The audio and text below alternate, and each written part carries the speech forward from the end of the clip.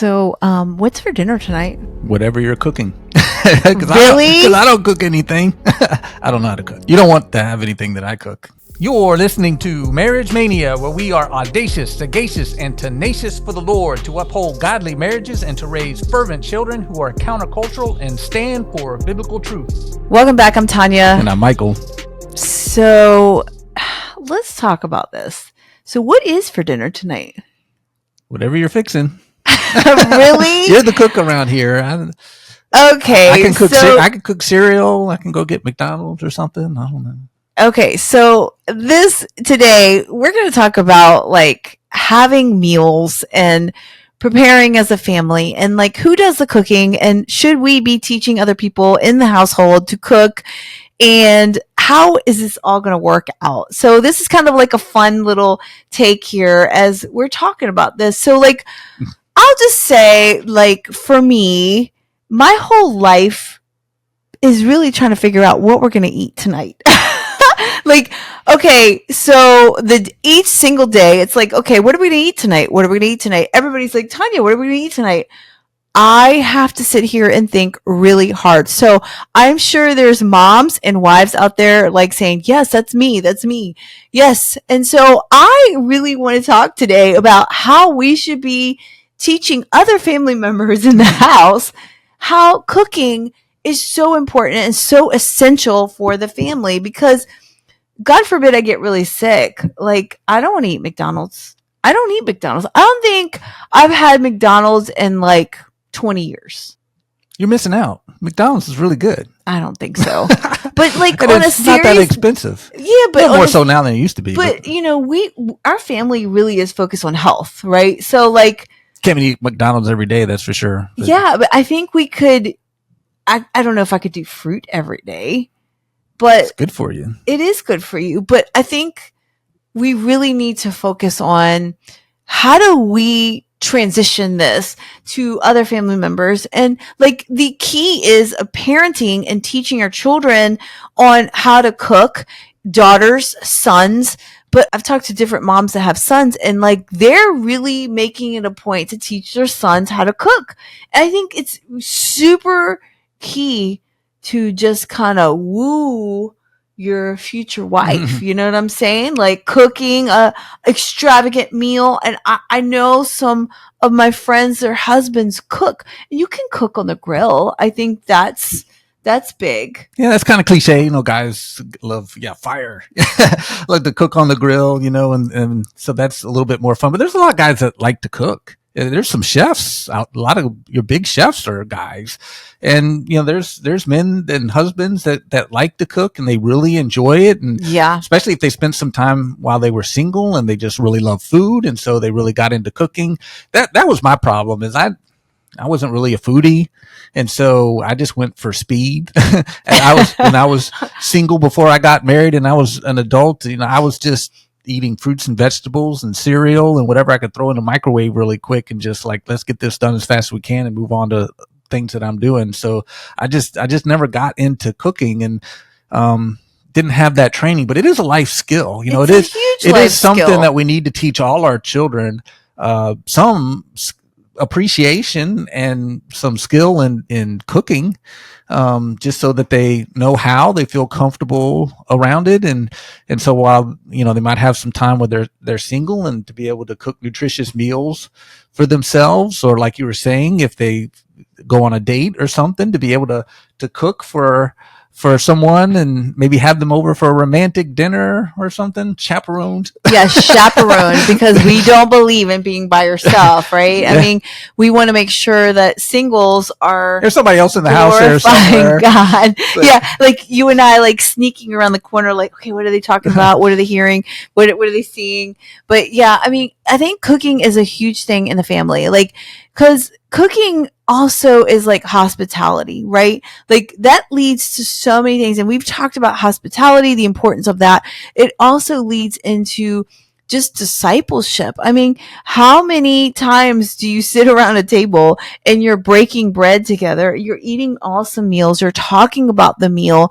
You're talking about different things. You're talking about God together. And so that's super important. I am so blessed that I my mom taught me how to cook a little bit, but I pretty much learned as a teenager.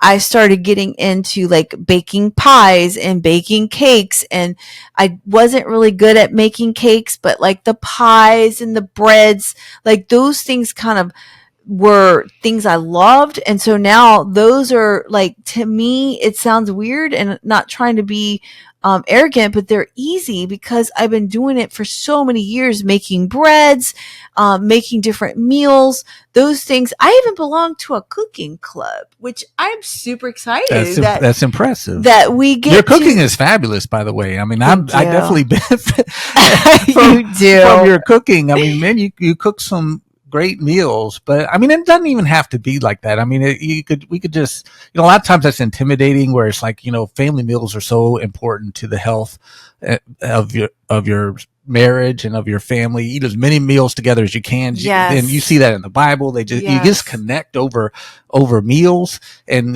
to connect as a family. It's kind of a lost art. People just going in different directions, and even when they're home, we're grabbing something and eating in separate rooms, and we're missing out on a huge aspect that just connects our family together, to come together over a meal.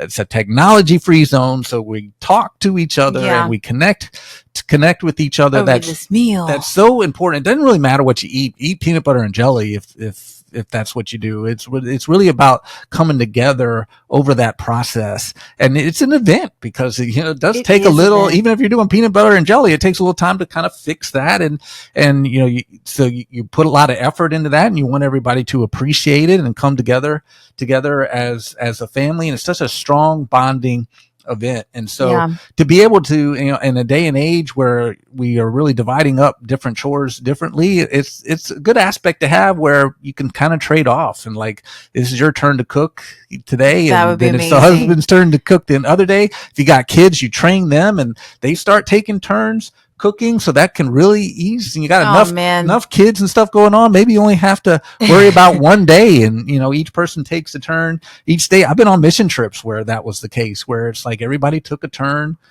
on the team, saying, this is your turn to cook the meals today. And everybody and I had a hard time with that, because I don't have no idea how to cook this stuff. It's like, we'll give it a go. I love that, because you're right. We should be taking a turn. So maybe after this, we can talk about how to start that process. But, because I remember when we went on a date, that it was like probably the first couple dates that we went to a cooking class.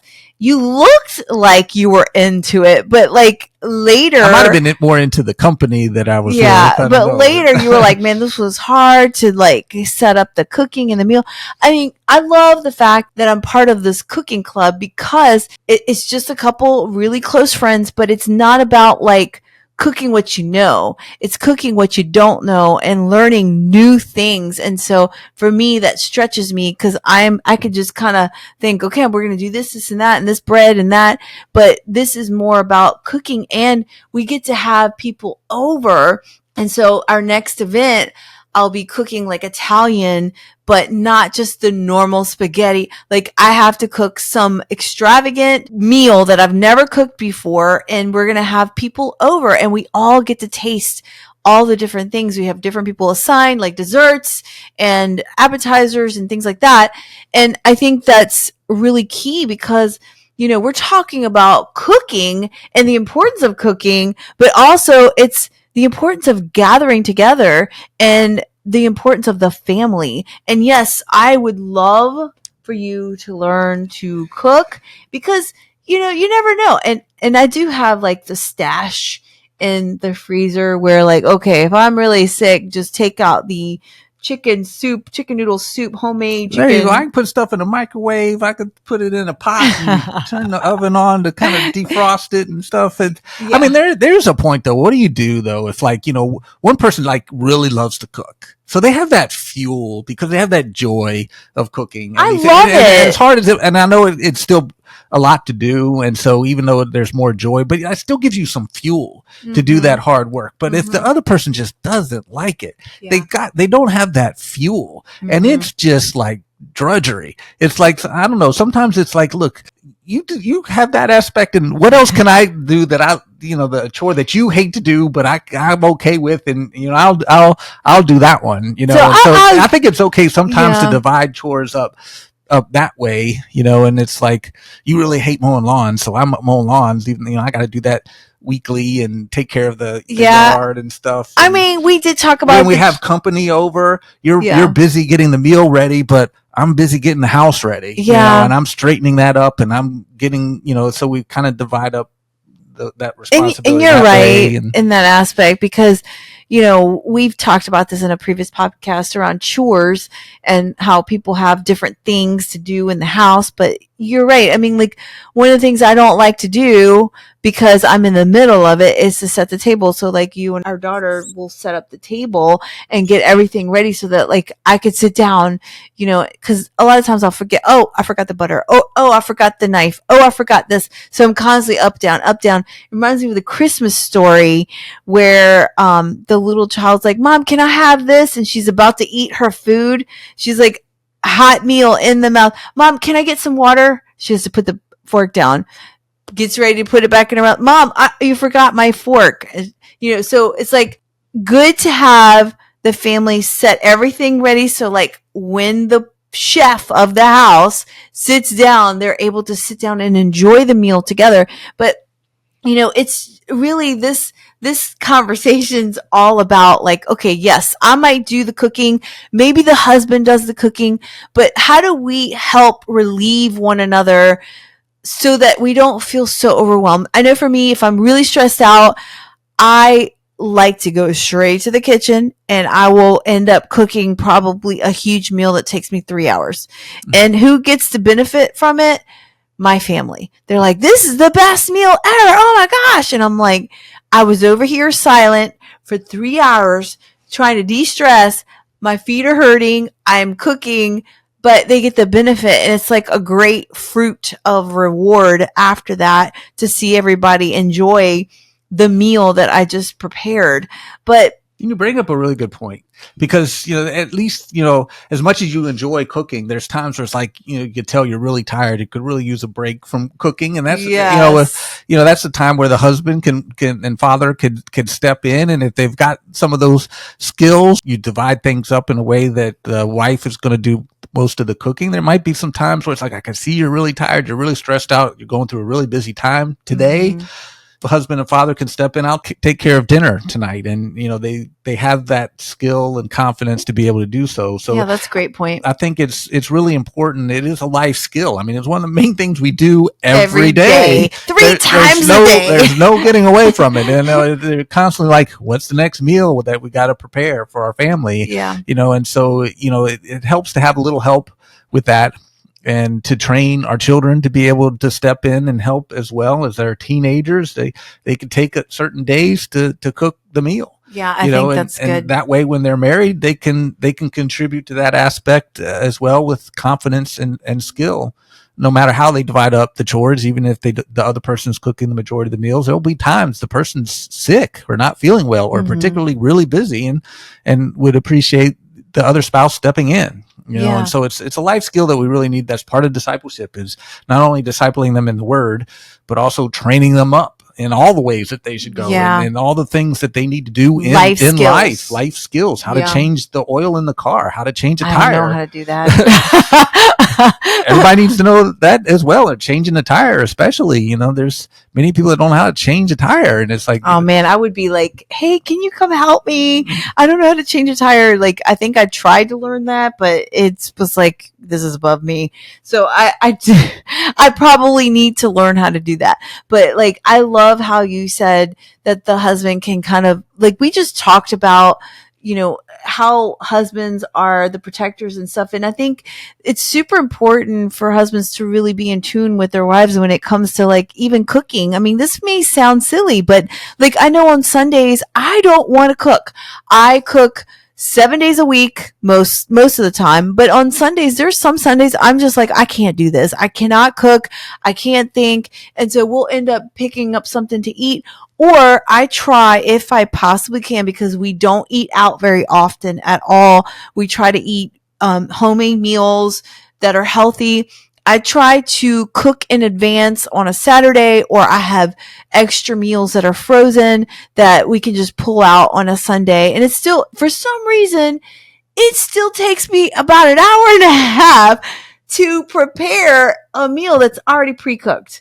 I'm like, what in the world? Because I think too, I'm like, okay, let me add some bread. And so I end up doing these things. But on the Sabbath day, I really try not to do as much. And we also prepare homemade cookies. So like we can put those cookies right in the oven because they're just cookie dough. So I try to be intentional about the things that we do for our family and cooking. I love to cook, but it is a skill that needs to be passed down. If our husbands are the ones that cook, it's a skill that the wife needs to know, and vice versa. Our children need to know that. Our daughter is not really into cooking yet. She's 9, almost, in those pre-teens. And so I know she's going to get to a place where she's going to want to cook, because a lot of that changes when you're around 12, 13. You're going to I need to learn how to cook. My friends are coming over. I want to cook them an awesome meal. I just don't want to throw together a sandwich, and that is, throwing a sandwich together is fine. But I'm just saying, sometimes you might want to be like, hey, I want to make them homemade bread. I want to make them homemade cookies. I want to make them homemade things. And that kind of spurs up all the other teens to be like, hey, she learned how to do this from her mom. I want to learn from my mom. So I think, this whole conversation is really about, yes, wives or husbands may be the cook of the home, but we also need to be intentional to learn and see areas where we could step in, areas where we can learn, areas where we can teach and disciple our family.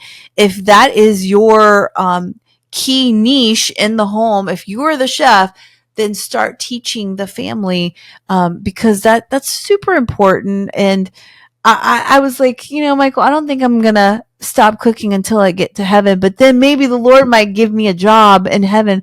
Guess what? You've been promoted to chef. I'm like, oh no, now I'm going to cook in heaven. But I'm like, but I think these are skills that the Lord gives us, and we should use them in our home to disciple one another, to encourage one another, and also to open our homes when we learn how to cook, to open our homes for those that come in, and we share the gospel and we share hospitality in the home. God calls us to be hospitable people, and our food is really not our food. It's the food that we share with others. And we've talked about this before.